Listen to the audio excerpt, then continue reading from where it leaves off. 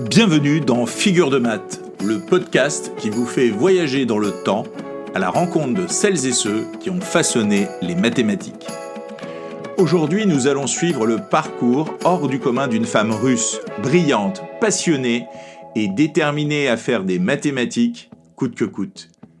Sofia Kovalevskaya. Sofia naît en 1850 en Russie dans une famille noble. Son enfance est marquée par une anecdote célèbre. Les murs de sa chambre sont recouverts de feuilles avec des équations différentielles oubliées par hasard par un professeur de son père.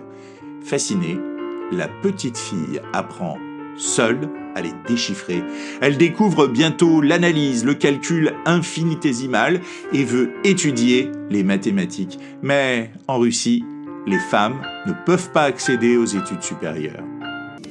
Pour pouvoir quitter la Russie et s'inscrire à l'université, elle contracte un mariage blanc sans amour avec un étudiant libéral.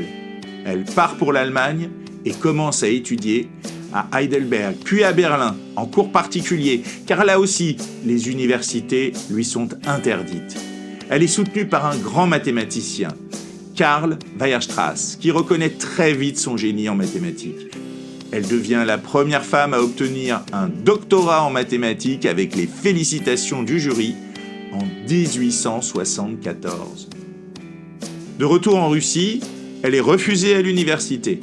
Elle vit des années difficiles, veuvage, précarité, rejet académique.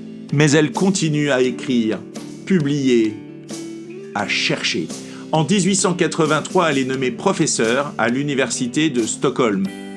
Première femme professeure de mathématiques en Europe. Elle y enseigne, écrit des articles de recherche, mais aussi des nouvelles, des pièces de théâtre, des essais politiques. Elle défend les droits des femmes à penser, à publier, à exister dans la vie intellectuelle. Elle est surtout connue pour ses travaux sur les équations aux dérivées partielles, la rotation des corps solides, le problème de Cauchy-Kovalevskaya et la théorie des surfaces et des solutions analytiques. Elle démontre des résultats profonds sur l'existence de l'unicité des solutions d'équations différentielles complexes. Aujourd'hui encore, ces théorèmes portent son nom. Sofia meurt prématurément en 1891, à 41 ans, d'une pneumonie. Son dernier message à ses étudiants ? Continuez à chercher. Ne vous arrêtez pas, on a besoin de vous. Elle a ouvert une voie, difficile mais lumineuse, pour toutes les femmes scientifiques qui viendront après elle. Je te propose un défi de Sofia. Voici une équation simple.